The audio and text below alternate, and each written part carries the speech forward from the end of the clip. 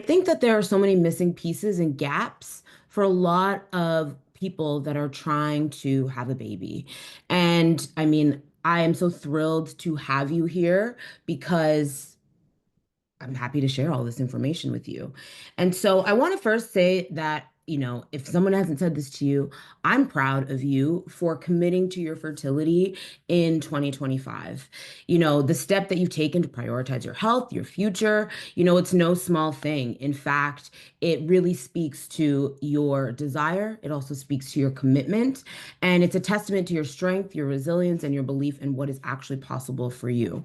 And so, over the course of the next 2 days, whether you're watching live, whether you're watching the recording, we're going to dive into some really powerful tools and strategies and insights that are going to help you optimize your fertility and create a really good foundation, not just for reproduction, but just for health.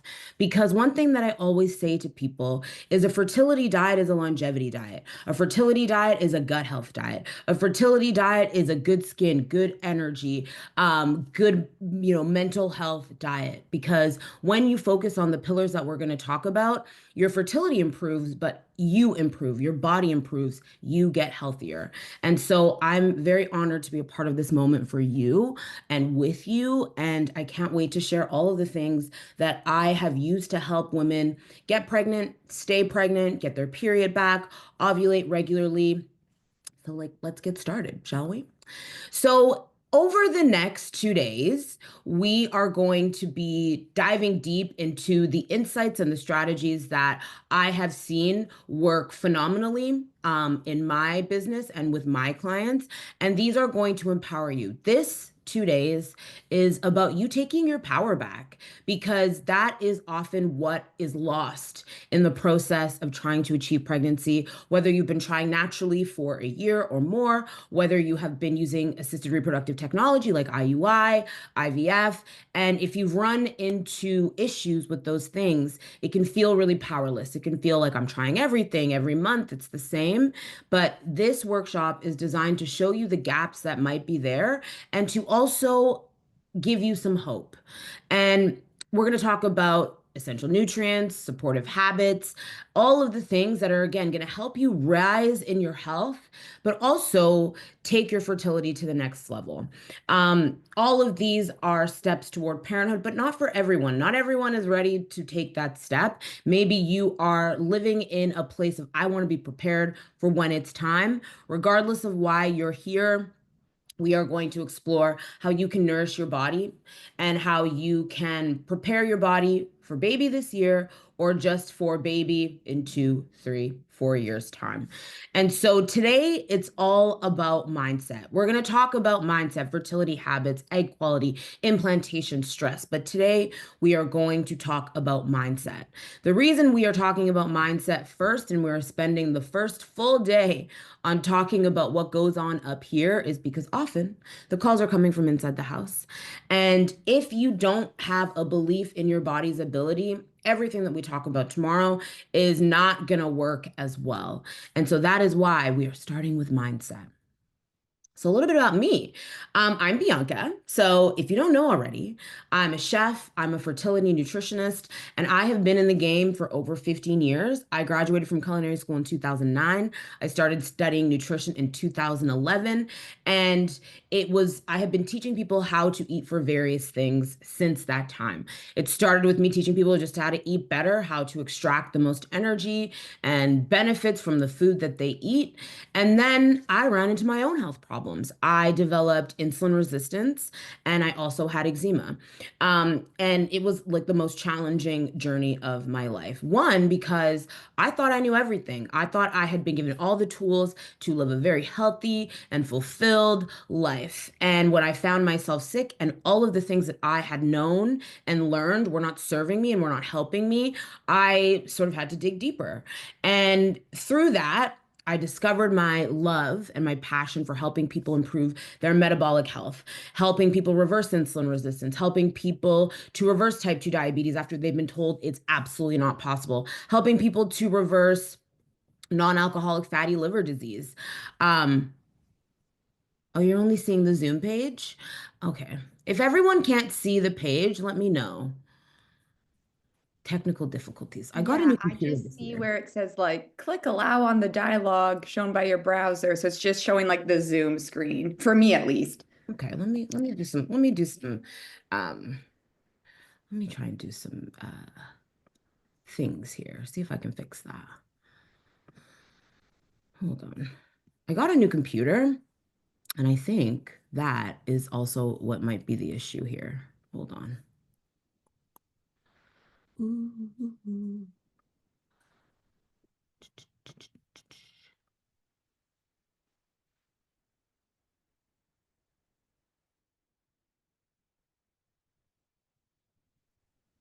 Can you see anything now? It's just loading for me. Let's see. Are you seeing anything now? Oh, yes, now we can see the slides. Perfect. Okay, Okay, great. thank you. Thank you for letting me know and flagging that. Okay, I'll show my face once more. I just like my thinking face is not the cutest. Okay, so again, really just developed a love for metabolic health and for helping people to like feel more empowered in how their body feels every day. When you have metabolic issues, insulin resistance, type 2 diabetes, pre-diabetes, PCOS, which is also very metabolic, and we're going to talk about it. When you have those things, it affects everything about your body.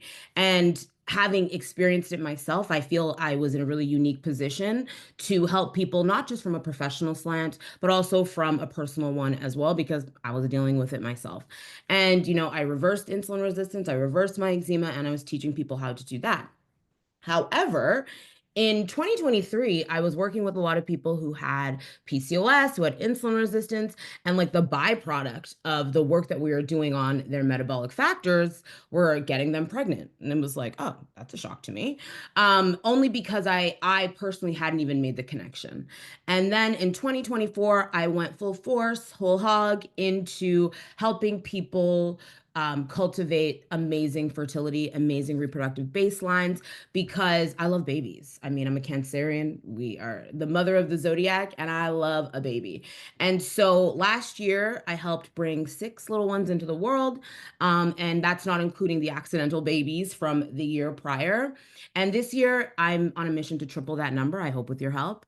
And again, I'm all about a balanced and sustainable approach to fertility. So, empowering you to take your health back, because, like I said before, when you are in a fertility clinic space, quite often it is very much like outside of you. It's like egg quality, egg quality, egg quality, but so much focus is put on the egg, but not enough on the mother. And I think that also speaks to how society treats mothers. Once the baby's born, it's like, mom who? It's all about the baby. And I am all about the mother. I am all about the vessel that is you. We're going forward. And so, yes, you can get pregnant, not can't, can get pregnant, because one of the things that I know is that belief is the unsung hero of this whole process. If you don't believe that you can get pregnant, it will impair your ability to get pregnant. There is a mind-body connection that cannot be denied. It is overlooked and often overlooked in a lot of conventional medicine spaces. But in my experience, when you believe, you lean in stronger into the habits and into the things that are going to actually get you there. When you don't believe, you don't do. And again, it starts with a belief, and that empowers your action, and that empowers the change. And the way you think and feel about your body, your journey, your ability is going to shape your outcome in like profound, ultimately profound ways. And so, chronic stress, self doubt, negative emotions, all of this can impair your hormonal balance. Anyone who is dealing with mental health issues often finds that there is a ripple effect to their hormonal balance. Their period gets weird. They're not ovulating regularly. And that is because of that connection. And so, when you foster a belief in your body, you're actually empowering not just your overall health, but your fertility journey. And you're going to reduce your cortisol. You're going to create a happier and more conducive environment for conception. You imprint a lot of things on your baby before they're even, on this side of the womb. Okay. And it all starts with your preconception journey. And mindset isn't just about optimism. I think that there is this misnomer that mindset is just very woo woo. If I believe it, it's going to happen. Well, no. Mindset and setting your mindset up means that what you're going to do is you are going to empower yourself to step powerfully into the habits that you need to do in order to get where you want. And you're going to do it from a more aligned, a more safe, a more hopeful place. It's about nurturing your body, trusting in your body, and being grounded in the hopefulness that you feel, even during the challenging moments. I mean, I have had clients where, we're doing all of this work, we're working on our mindset, but that doesn't mean that challenges aren't going to befall you in your journey. It, however, means that you are suited in an armor that can help you withstand some of those things so it's not affecting your cortisol levels, your mood, and your desire to keep pushing forward. When belief becomes a part of your daily practice, it will transform your fertility. I will stand on that business. I will die on that hill because I believe it to be true. All right.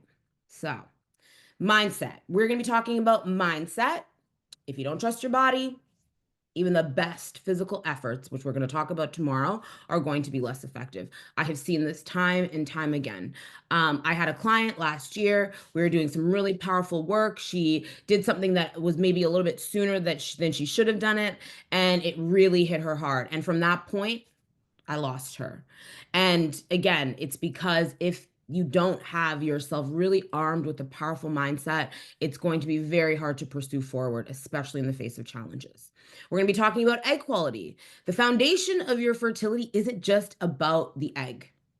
I've said it before. I've said it 1,000 times. I will repeat it till I'm probably blue in the face. If you see my face get blue, call an ambulance. But it's about the environment where the eggs are created. And that is why fertility clinics fail people a lot, because when you just focus on the egg and they're giving you rounds and rounds and rounds of IVF, these very strong medications, and they are not helping you understand what's happening with your body, that's where we fall short. We're going to be talking about the daily habits that are going to shape this fertility journey. Consistency is key. We are not looking for perfection. I think that for a lot of people, it can feel like you have to be perfect. I can't eat this ever. I have to do this all the time. I have to take the supplement all the time. Like I can't go on vacation. I can't have a drink. Look, consistency is the way forward. And if you seek to be perfect, you will probably fail and quit and also internalize your that as you are a failure. Well, no. It's just the way you went about it failed you. You didn't fail, it failed you. I always say that to my clients. Keep that in your head because that will help you again not internalize all of these things as like, wow, that's me. And then we're also going to touch on male fertility tomorrow because male fertility actually has a very big impact on your placenta, whether you have morning sickness, the quality of your implantation, genetic makeup of your child, and any genetic deficiencies that could arise. And again, they don't tell us that because they love to put it on the woman. I mean, our backs are breaking and the crown is heavy. Leave it where it is. That said, there is a role for males to play and for your partner to play if that partner is male. And so we're going to talk about it. All righty, mindset. So here's the thing. When it comes to the mindset of fertility, the connection between the two is intricate. And like I said, the calls are often coming from inside the house. And it's not your fault. If you have been going to fertility clinics, maybe even just been going to your doctor and saying, like, I'm not ovulating regularly. Should I be off the pill? Like all of these things, I think can sort of chip away at your belief in your body's ability to do what it is like designed to do. And yes, for some people, there are some like physical limitations that we have to work past. But for most of us, there are just some things that we need to do physically that are going to help. That being said, mindset is often overlooked in conventional discussions about fertility and reproductive health. And it does sound woo woo at first. I know I sound like sometimes to people where they're like, okay, Bianca, just get to the strategies. But again, it's like the cart before the horse. If you don't have this set up, if your mind is not ready to receive the information, to believe the information, to feel hopeful with yourself about the information that you just received, I mean, I'm not going to say you're going to fail, but the road will be harder.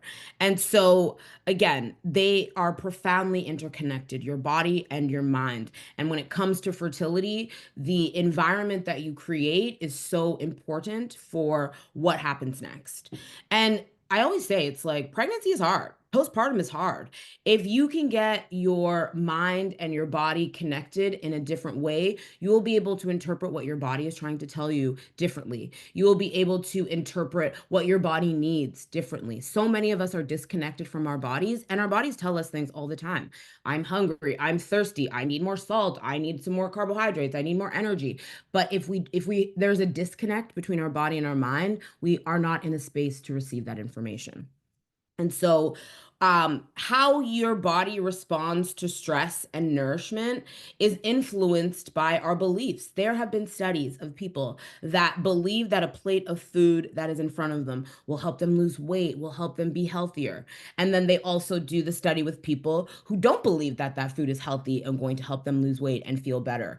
And it's the exact same plate of food, but it does what those people believe it will do. The people who believe it won't work, doesn't work. People who do believe it works, they're like, wow, that meal was so energetic. It was this, it was that. And that just shows you the power of the mind.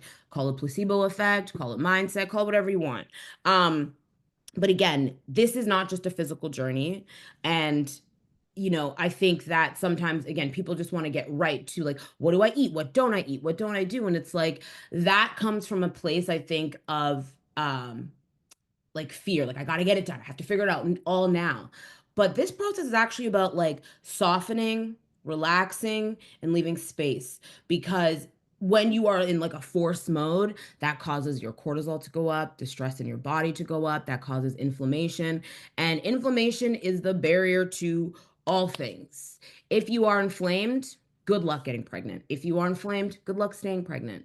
And I say that, knowing that there's some women out here that they're doing all the bad things and they manage to carry a baby to term, but we're not talking to those women. We're talking to us. We're talking about the people that are trying to do it in a way that is more aligned, that feels more open and fluid. And certainly if you're over 35, stress and inflammation impacts our bodies more because we've just been on this earth longer. We have had to take more hits from life, and that leaves a scar. There is a book that I highly recommend everyone read. It's called The Body Keeps Score, and it's about how your body keeps all of those little things inside imprinted somewhere. And if we don't do the work to unpack our beliefs, unpack how we feel about certain things, that all stays with us. And that can lead to emotional inflammation, as I like to call it. And so, if you nurture a healthy mindset, it's a ripple effect. Truly, it starts to spiral down because I always say that we need like egg quality, good fertility leaves clues. It feels like sleeping through the night. It feels like waking up hungry. It feels like when you eat your food, you actually feel energized from it and not tired. It feels like well managed periods, meaning they're consistent. They're 26 to 38 days long. It means they aren't super painful. It means that they're nice and blood red and heavy for the first 2 or 3 days. Like fertility is going to leave us cues. But again, all of this spirals, I believe, from the body feeling safe to do so. And that starts up here. And so today we are going to explore the connection between the two. Um, and really dig into it. And I know there's a lot of people that'll think like I can't wait for tomorrow, but I really want you to lean into today, and there's going to be a little bit of homework at the end to prepare you for tomorrow and set you up for success. And I really hope that you take this mindset piece as seriously as you take the physical piece. All righty. So, fertility is your birthright. I say that to all of my clients because you are made for what you want. I truly believe that. I'm a person that has a belief system, and I believe that for me, fertility is my birthright. But I also want people to remember fertility is not just making babies. It's about good ovulation. It's about good hormonal function. It's about good, strong periods. It's about your energy being right in your phases of the cycle. So, for instance, it's normal for on your period for you to be tired, for you to be a little bit irritable before, because your body's doing other things. It's like I'm busy. It's like when you're busy at work and someone's like trying to like get your attention. You're like, I'm busy. Leave me alone. That's very much our body, but that's a normal function that happens. But if you believe that fertility is your birthright, you will step into the habits and the things that you need to do more powerfully, more confidently, more hopefully. And it truly doesn't really matter how old you are, you can move the needle. And fertility is a part of our body's natural design. Like I always say, like food is so amazing because it's so connected to our body. Like beets, for instance, beets are red; they're good for our blood. You look at something like kale that has like all the veining in it, and kale is really good for our respiratory system, but it kind of looks like a lung. And again, I think that the body was created with an innate ability to take that nature and that what's there on this land and converting it into health for ourselves. And so your body is created with an incredible ability to bleed every month and survive. Men can't say that. If a man is bleeding from his penis, like we bleed from our vaginas, you need to rush him to the hospital. He might not make it. But for us, it's just a natural part of what is going down. And so this is the belief that I want you to cultivate from this point forward. I don't care what has been said to you before. If someone says you have low ovarian reserve, we only need one egg. If someone says you're too old, my oldest mom is 43. If someone says you waited too long, I mean, if you're waiting for the right person, it's right on time. And so that is the belief that we are cultivating. That's the belief that I have for myself, and that is the belief that I want you to have for yourself. And it's easy to feel disconnected from this. I know that. Again, working with women so intimately on something that is very, very sensitive in some cases, it can be hard to feel connected to that when all of these, doctors and people who, think and might know a little bit more than you on some things are telling you, well, it's never going to happen for you. It can be hard to divorce yourself from what they're saying and believe. It can feel foolish. I've had someone say to me, it feels dumb to believe when they've told me that I shouldn't. And she has a baby now. So that's a little bit of inspiration for you. There's more coming later. But fertility clinics want you to believe that your body's not capable of it because they want your cashola. And I will always say I'm so grateful for assisted reproductive technology because we didn't have it like we did, pre 1985.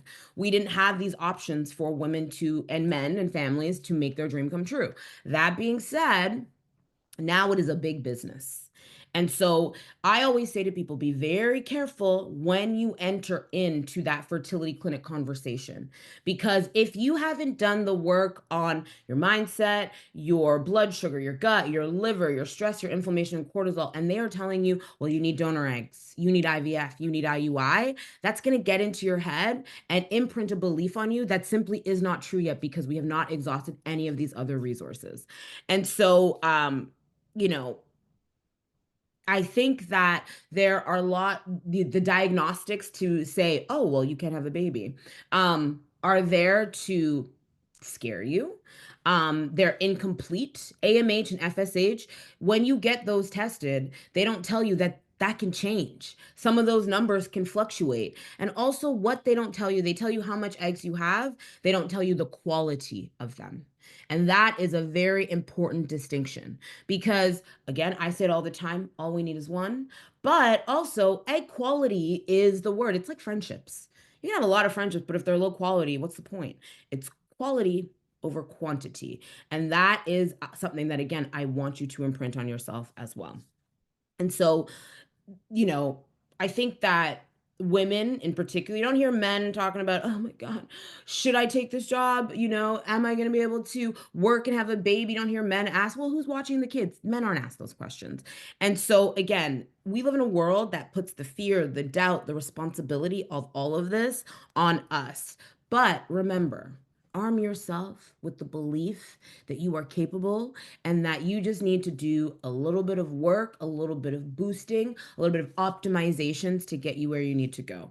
And again, like I said, if you are being told it's not going to happen for you, but they've only asked you if you smoke or you drink, they don't know. They actually don't know because they don't know all of the metrics that would indicate yes, it can happen or no, it cannot happen. And so every step you take is nourishing your body, truly. Shifting your mindset, embracing this path is also nourishing your body. Nourishment of your body doesn't just come from feeding your body food, it also comes from feeding your body positivity, feeding it hope, feeding it, you know, belief in yourself because the world is structured so that women feel like we aren't doing enough, we aren't skinny enough, we aren't smart enough, we aren't accomplished enough, we're single, we're this, we're that. And we're rebuking all of that today. And trust in the wisdom of your body. I mean, I say that all the time. The body is very, very smart. It is. You cannot fool it. It's like when people are like, oh, well, I take supplements, but I don't sleep and I work out too hard and I drink coffee before I eat. And it's like, your body knows. Your body knows. And so when we lean into that infinite and beautiful wisdom, that's where all of the things can spring from. You have this dream of having a child for a reason. It was placed in you for a reason. You are worthy of it and capable of making it a reality. And that has to be the baseline belief you have until we've exhausted all the resources and we, finally can make that determination. But for many, many, many, many of us, we are in spaces that are not designed to nurture us, and they are simply focused on money making. Because if IVF was the silver bullet that they say it is, everyone who does IVF would have a baby, but many don't. So that.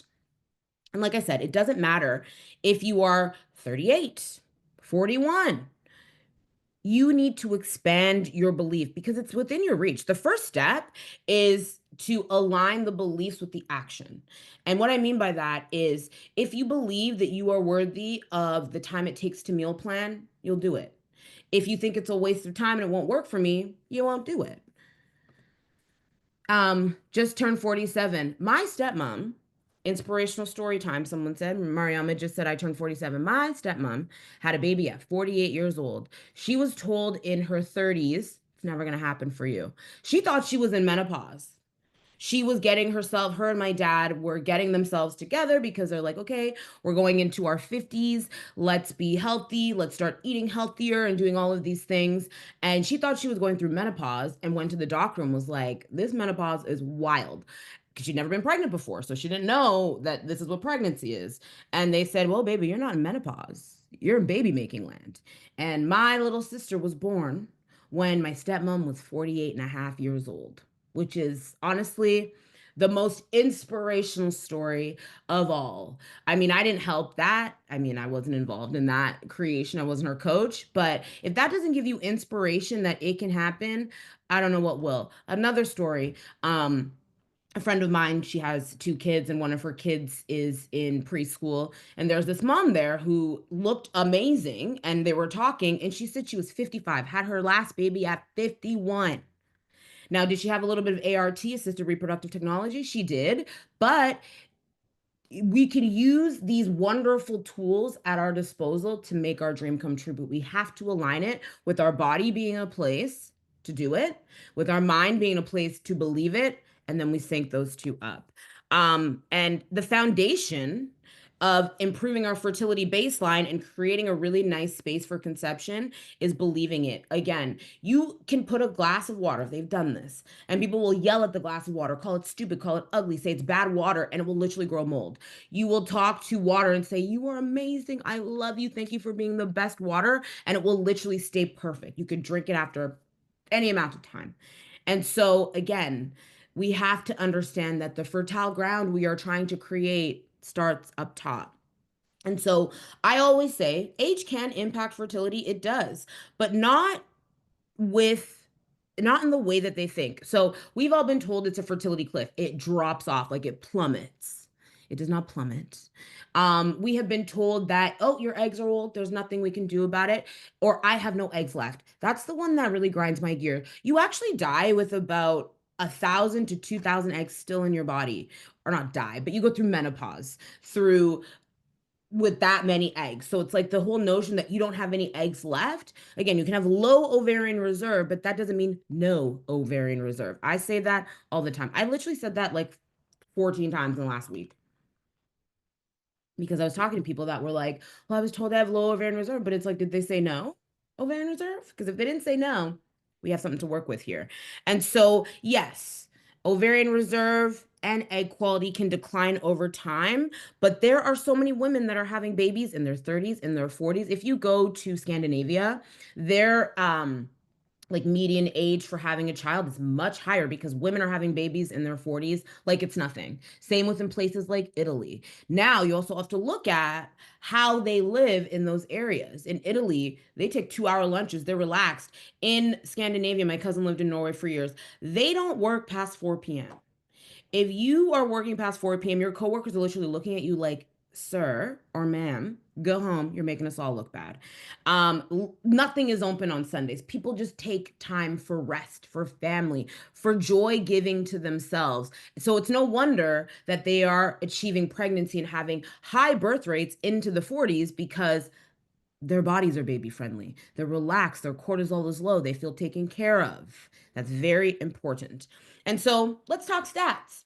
According to the CDC, the likelihood of conception naturally decreases with age, but only about, so 25% of people will get pregnant on a cycle in their 20s. When you are in your 30s, it's 15 to 20%. So that's actually not that like steep decline. In your 40s, it's about 10 to 15%.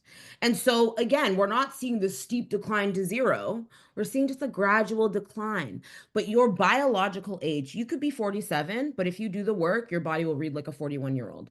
I did some fertility testing after I like got healthy myself and did my fix my insulin resistance, my eczema, and I did a fertility test. I was 36 at the time, and it showed that my body chronologically was about 28, 29. So that really said to me, well, I'm just gonna keep doing what I'm doing. I'll be stay forever 29, as they say. So again, many of these factors come down to lifestyle, mindset, the habits that you put in front of one another every single day. And so there's also a growing body of research, which I am well rooted in and believe in so positively, that shows the proactive steps make a huge measurable difference. And what proactive steps am I talking about? Nutritional interventions, eating a nutrient rich diet that supports your metabolic health, your hormonal health, and also, again, helps you age and reverse. You hear people say age and reverse when they're talking about creams and potions and lotions. Screw all that. We are talking about fueling your body, giving your body the nutrients it needs to stay vital. There is a reason why some people go through perimenopause really early and some people don't have their last period until they're like 55. And I refuse to believe it's just that's the way it is. I refuse to believe that. If you have a cut, we believe it can heal, but we don't believe that eggs can heal. We don't believe that the uterus can heal. We don't believe that the endometrium can heal if there's issues. Like that just doesn't make any sense. But we also have to remember Boku Bucks goes into us believing it's not possible. Now, also lifestyle modifications. Stress will kill you. I know this because my aunt dropped dead from stress, had a heart attack. Thing about stress is you don't know you got it sometimes really bad until something like that happens. It is the silent killer of women, straight up. But I also think it is the silent killer of our fertility baseline. Because you look at men, they're making sperm all the time. While it's important that they do the work, they have more ability to be like, whatever. We have the eggs we have from birth. And so we need to be thinking, what is my stress level doing to my body? And stress comes from up here in a lot of ways. Yes, there's physical stress and stress that we can't that is just coming from like life and this and that. But a lot of the stress that we have can be managed. I think it's really stressful to tell people to get rid of their stress, but I also think it's very important to tell people that we need to manage our stress. And you also have to think about ovulatory function, what stress does to that, what stress does to hormonal balance, also supplements. There are doctors that will sit in your face and tell you that a supplement means nothing. Don't use that supplement. It's useless. I will tell you, if I stopped taking my probiotic for a week, I ran out when I over the holidays, and I'll tell you, I got to do a gut reset. Why? Because it means something. It matters. And so don't let anyone say, oh, all you need is a prenatal. Most prenatals that I look at that my clients are taking either beforehand and trying to sort of optimize, I look at them and I'm like, this is so wildly insufficient for what you actually need. And so again, we're going to talk about supplements tomorrow. We're going to get into the nitty gritty, but I wanted today to be about you understanding and fostering a really, really, really strong belief in your body's ability to do it. I always say, if you are having a period, we have room to work with. We really do.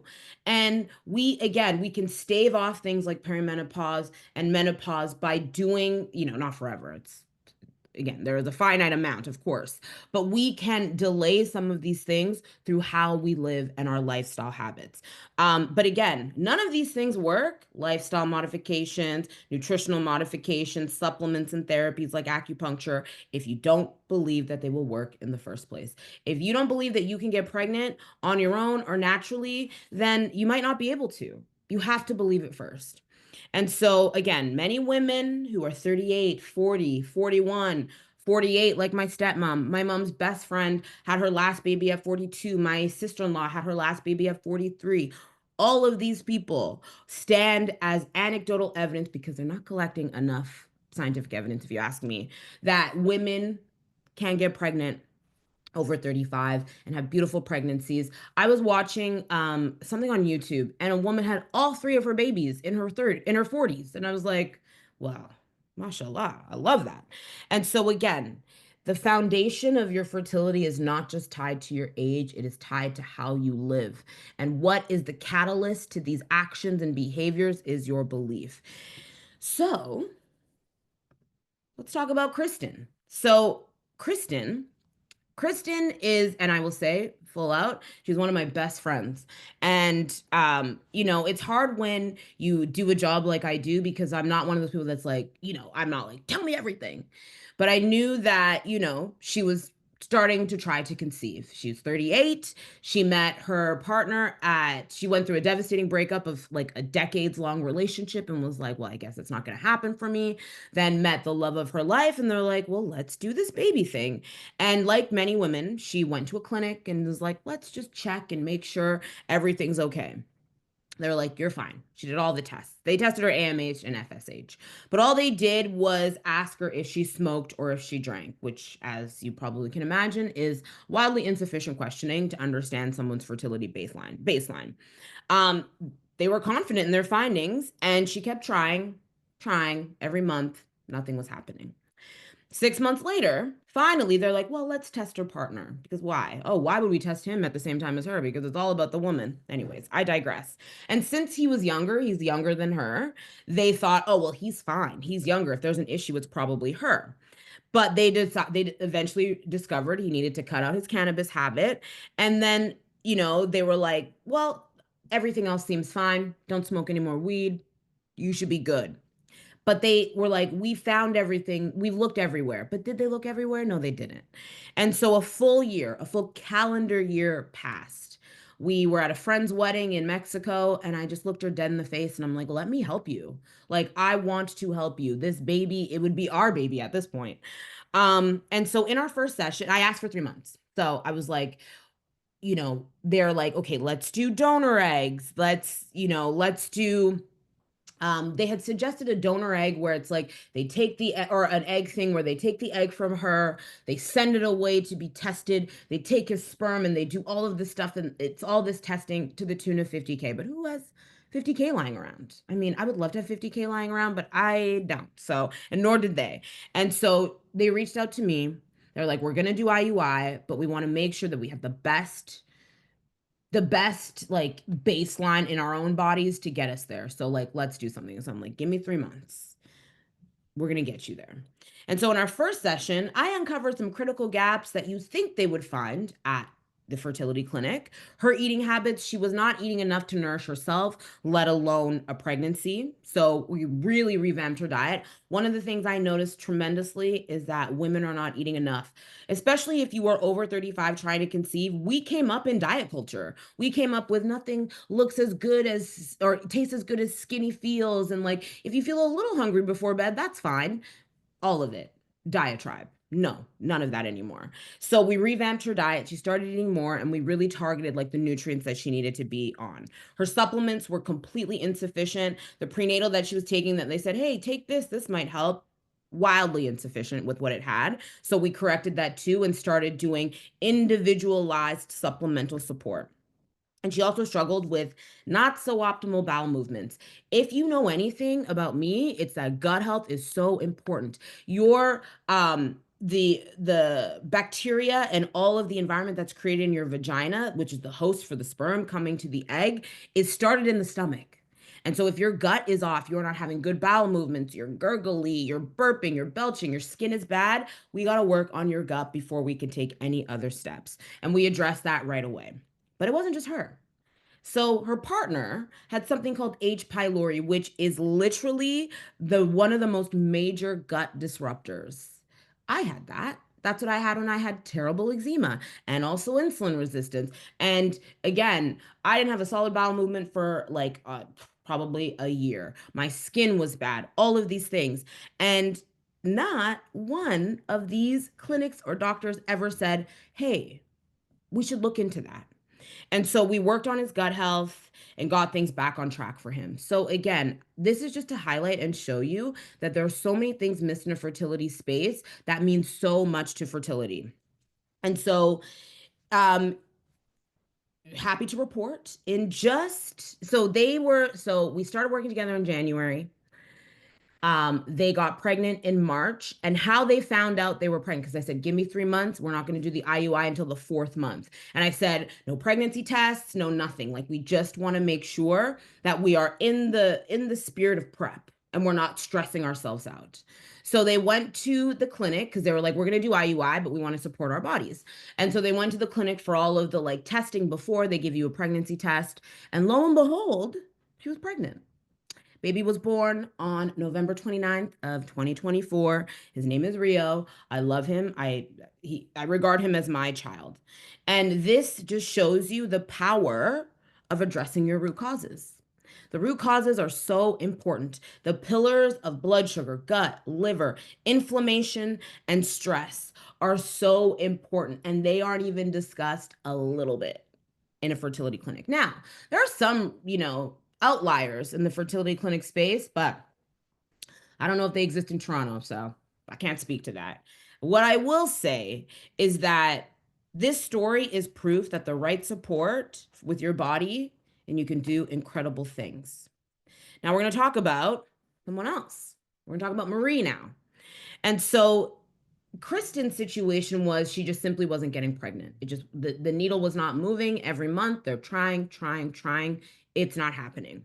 Now, Marie's story is a little bit different. Marie started trying at 40, same thing. Single through her 20s, her 30s, living a very high flying jet set life.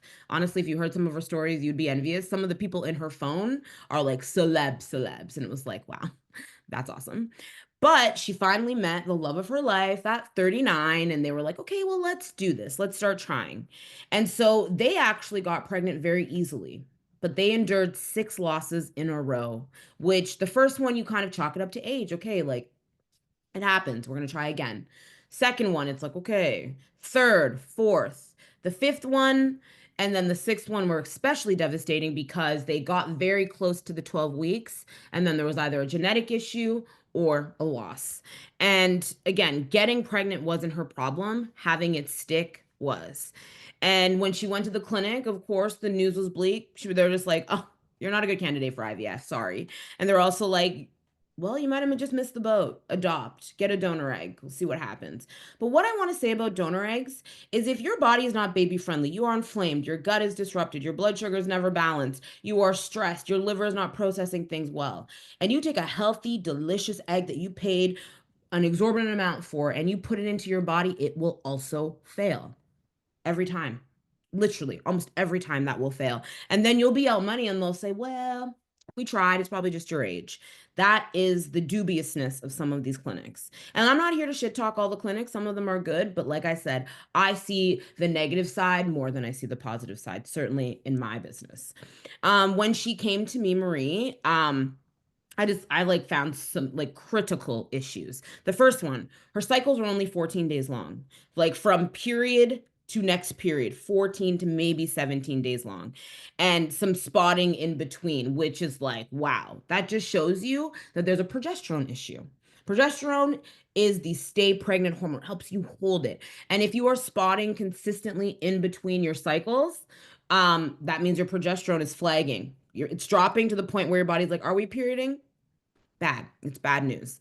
And she had been eating like a bird. She didn't eat very much. She maybe eat once a day. She'd start her day with coffee. She was never hungry. But this is not the flex you think it is. Again, when you grow up in diet culture, that's what we think. Oh, well, I'm not hungry. I've made it to the promised land. It's not the flex we have been told. Being hungry is a good thing. And she was also following a vegetarian diet.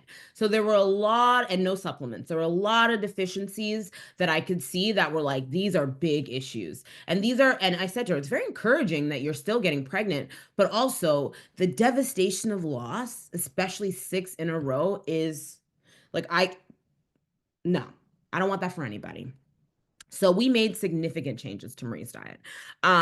Lifestyle support. She was drinking bone broth every day. Luckily, her husband is a chef, so that was honestly a beautiful, beautiful outcome for us because he was able to really get involved. And I think that that's sometimes where I feel for men. I don't feel for men a lot, but sometimes I do. And in the situation, I do because it's like you can feel really powerless seeing your partner trying to grow your family, you're trying to do something, and they're having to bear the brunt of the physical element, the feeling like a failure element. And so, him being able to be involved in this process was actually really, really beautiful. And so, what we were able to do was help increase her progesterone production naturally, which is crucial, like I said, for sustaining a pregnancy. And then we got her cycles to 21 days. I was just like, we got to see improvement lengthening because from there, we were able to adjust her supplements to get her even further and to give her body the additional support it would need to hold a pregnancy.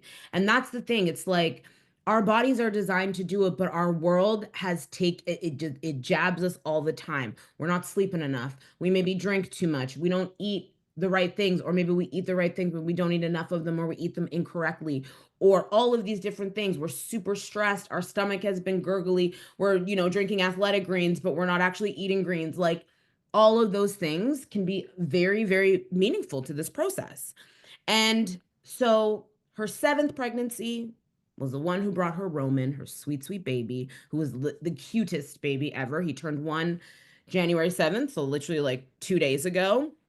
And her story is a true reminder of the importance of personalized care, and a supportive and sustainable approach. And what I mean by that is that instead of telling people, well, it's not going to work for you, we got to go deeper.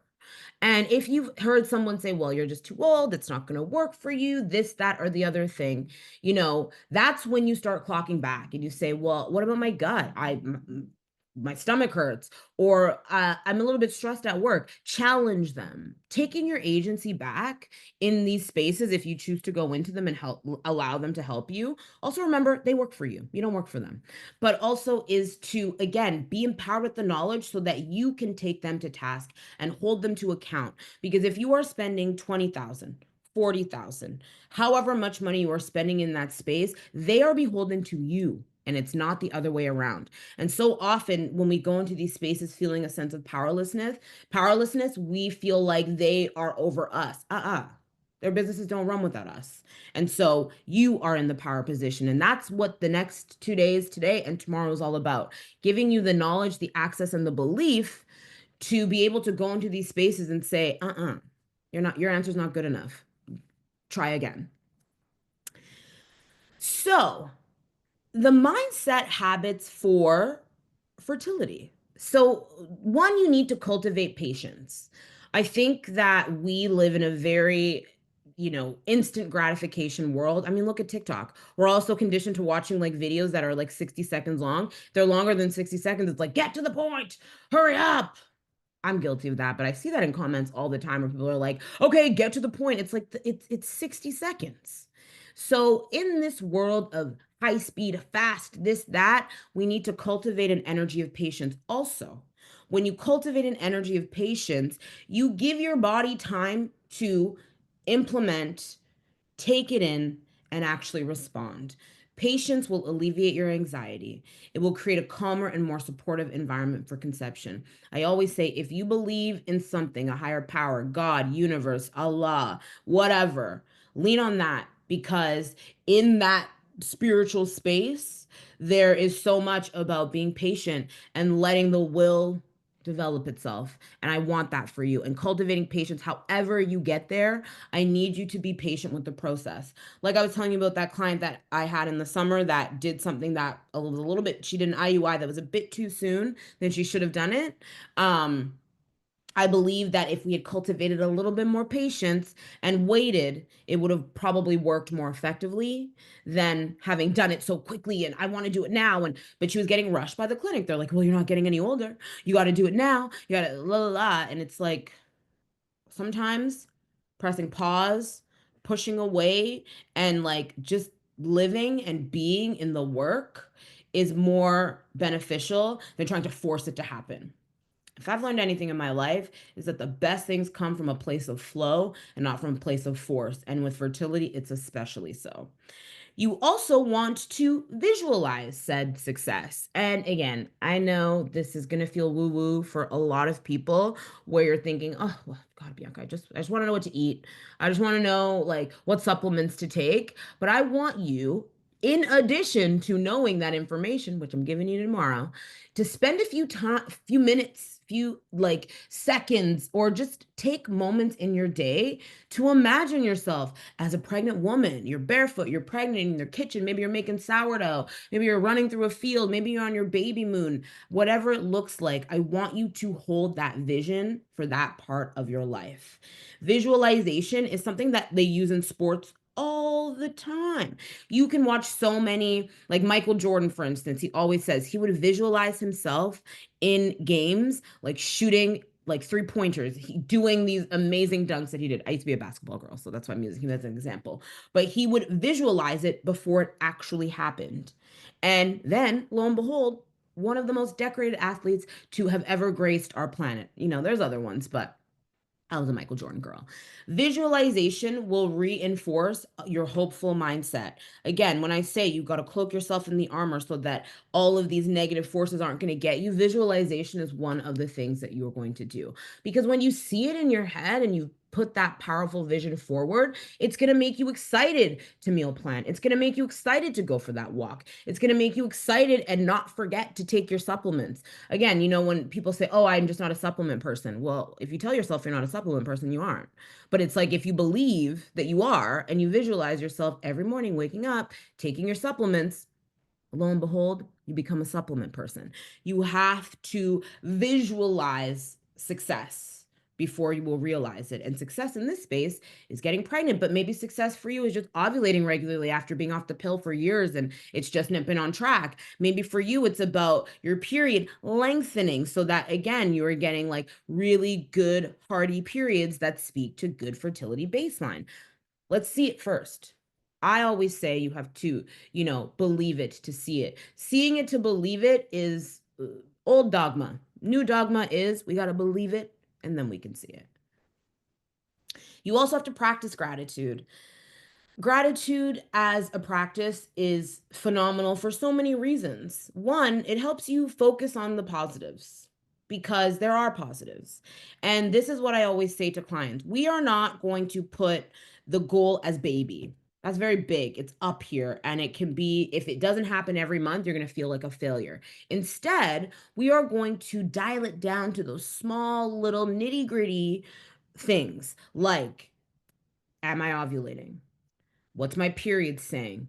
Am I having any PMS? Is the spotting gone? Because when we focus on those little positive things, it's going to release the stress because you're like, oh my God, things are improving. This is going good. This is working. It validates the work that you're doing. It's like I always say for people when I was working a lot with metabolic health, people be like, I want to lose weight. It's like, okay, well, weight loss is the byproduct of what we are trying to achieve.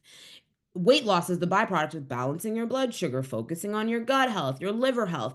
And it's the same thing with your fertility. The baby is the byproduct of the baby is the byproduct of you having good ovulation. The baby is the byproduct of you having really strong periods. The baby is the byproduct of you not spotting anymore.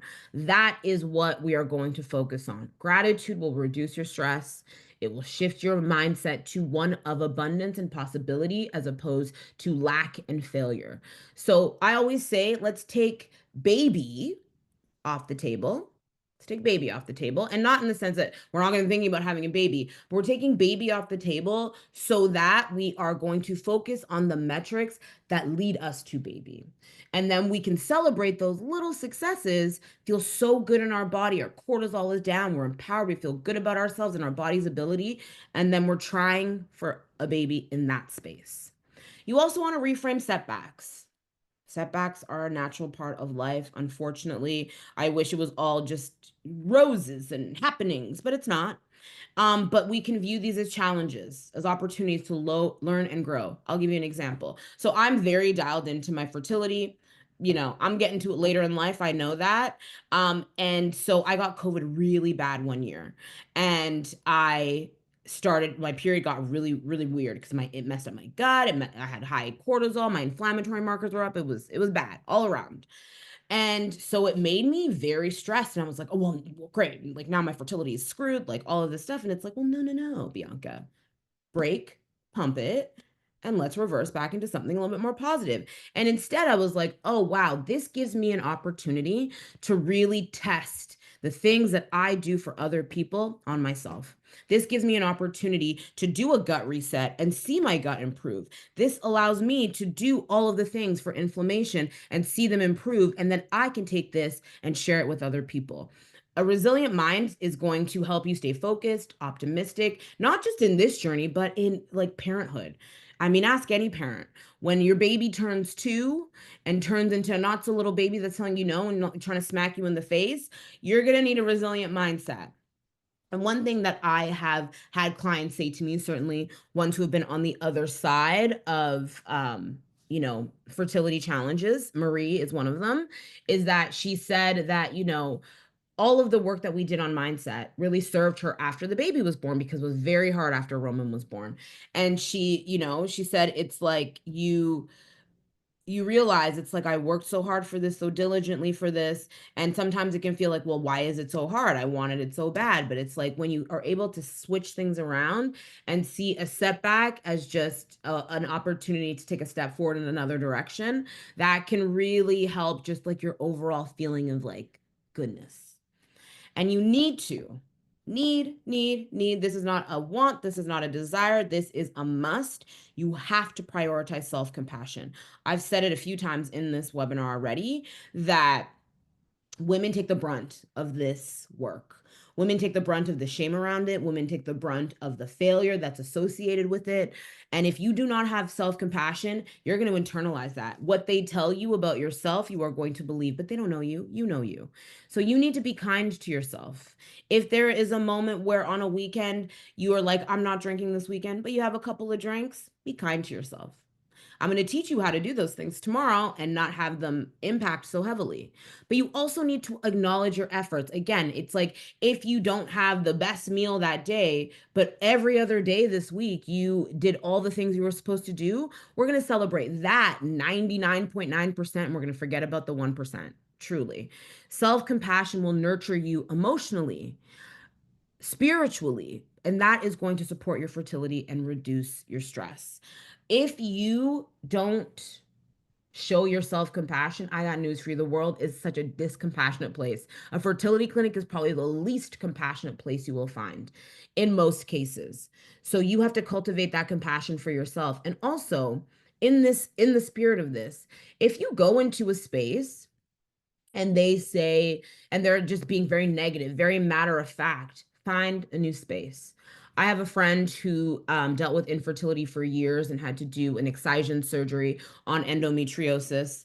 And they wanted a child, and that was the purpose of them doing this. And the doctor walked out of the surgery rooms, went up to her partner, and was like, "Oh, she's fine, but she's never gonna get pregnant," and just like walked off very flip. That is a doctor that you should never see again. That is a doctor that you should literally like go on Yelp, review my MD, and like put in the most scathing review. They don't deserve anything from you. They deserve dust, okay?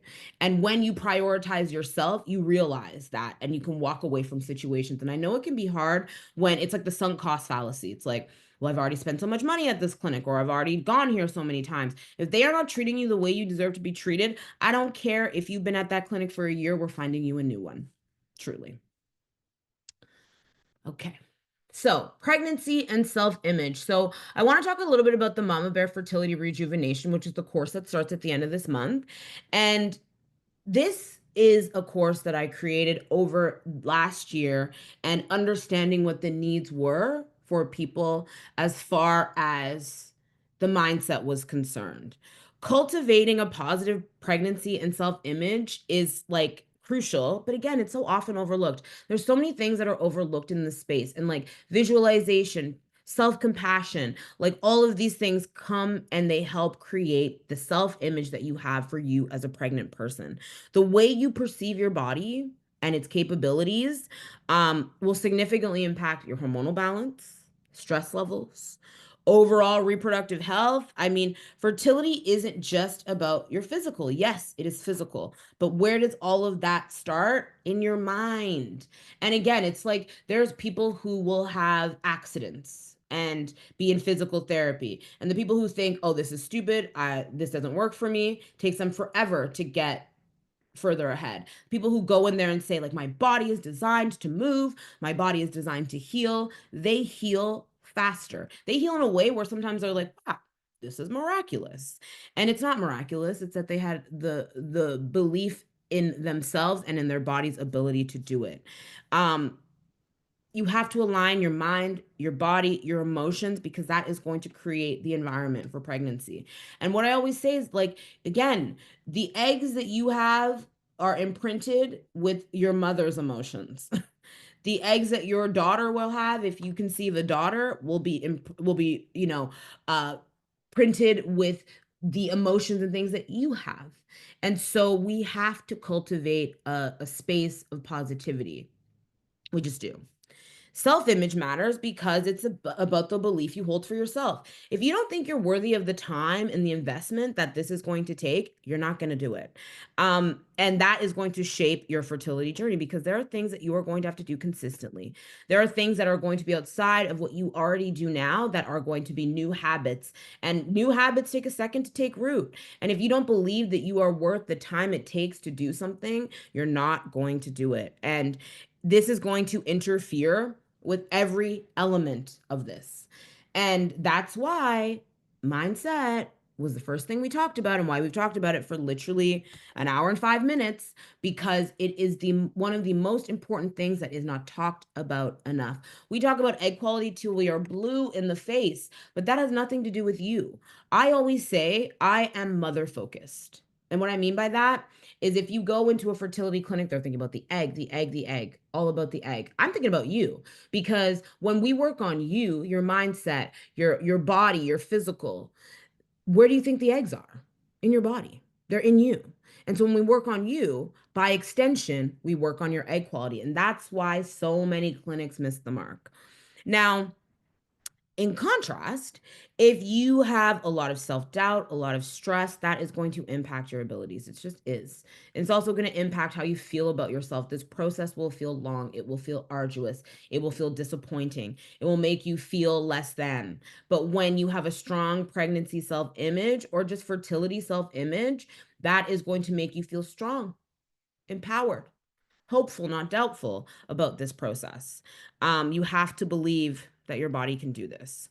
Now, when you are thinking about negative thoughts and emotions, this increases your stress. What is inflammation from? Stress.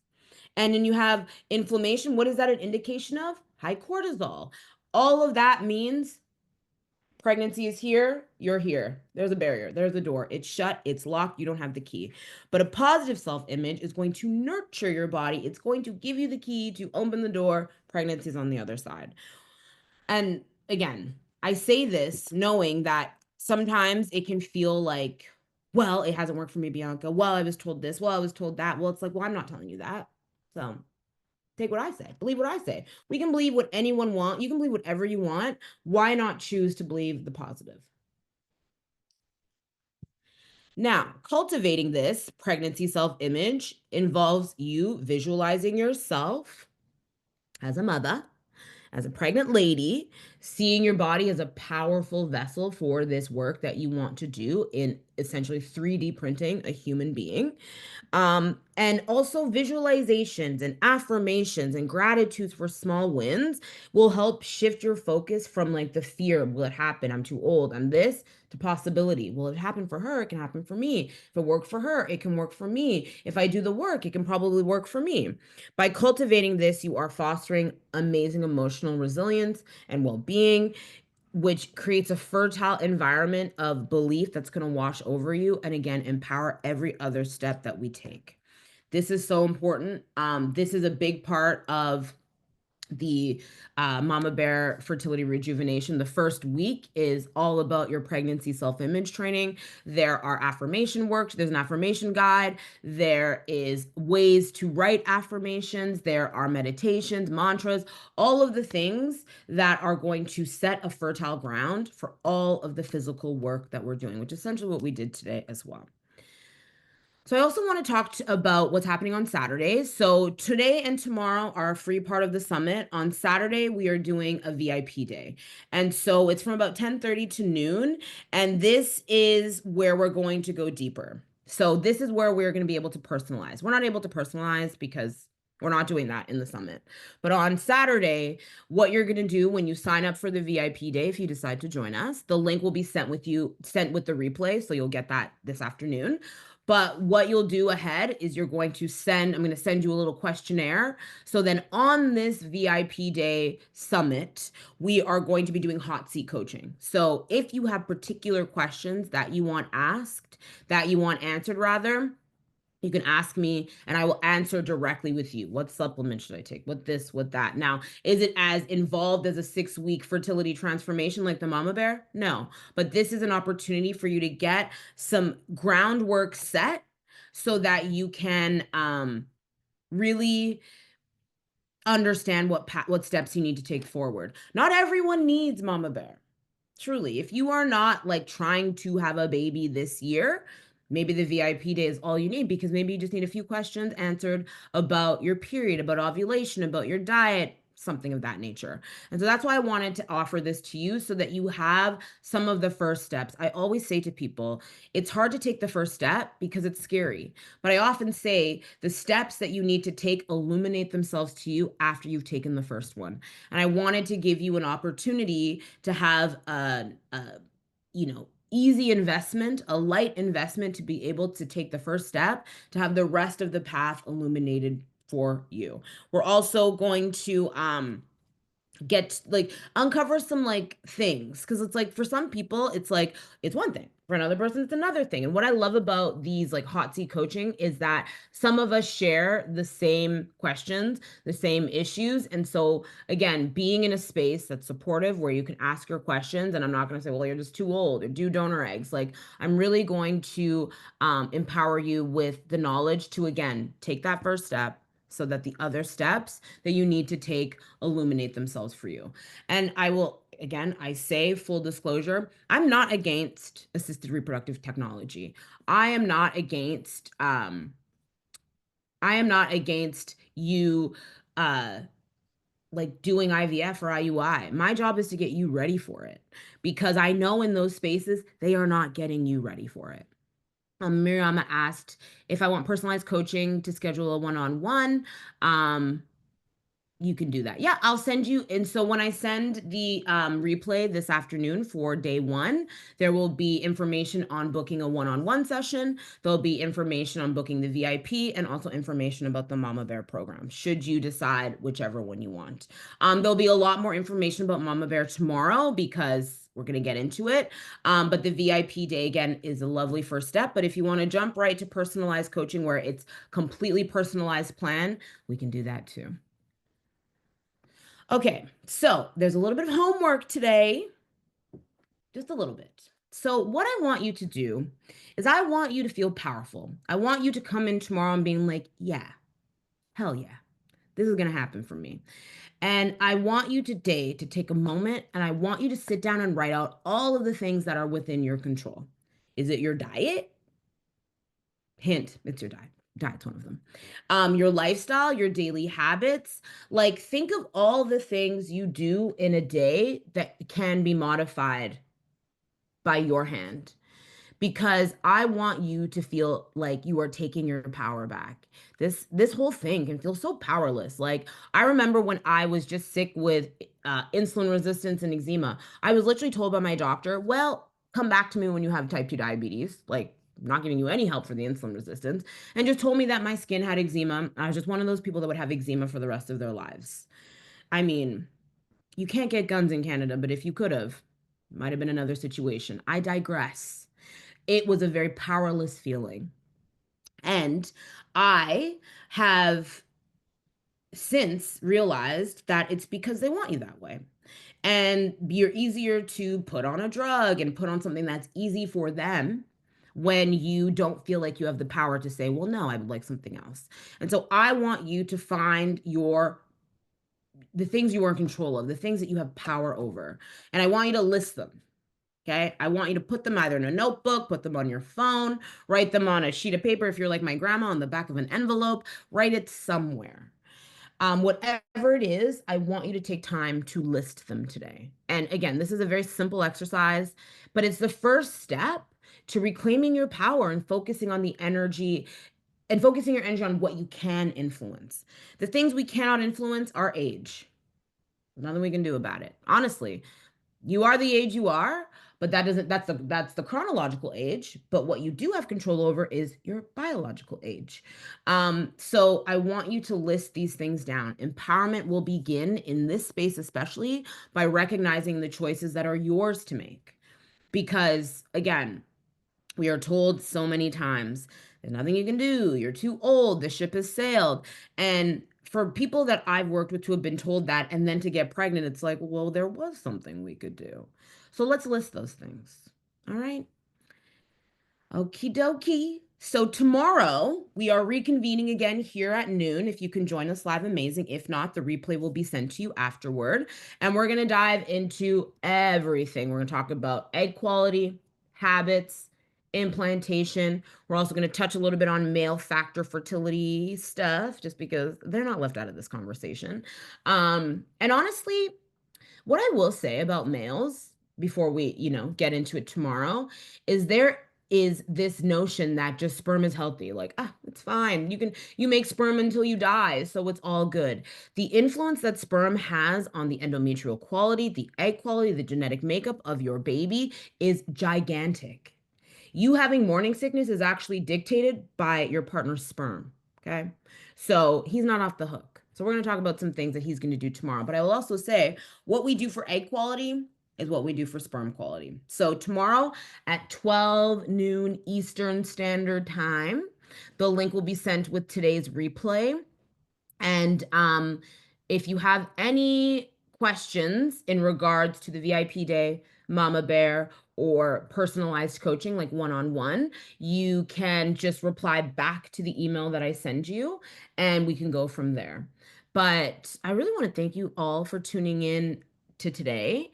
And tomorrow's going to be great. Like tomorrow is the note-taking day. Today was all about, we want to get your mind right because that's how we're going to get your body right. Tomorrow, we are hitting the ground running with body stuff. All righty. Are there any questions? All right. If there are no, oh, I see one.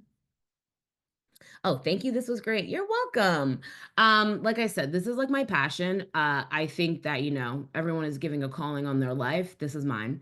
So I'm so pleased that you are entrusting me to be the person to give you this information because I think this is just information that every woman needs, every woman deserves. And we're just not getting it, you know? They're not giving us what we deserve. And quite frankly, it's ridiculous. So I'll see everyone tomorrow, 12 noon Eastern Standard Time. Can't make it live. The replay will come to you into your inbox. And I'll see everyone tomorrow.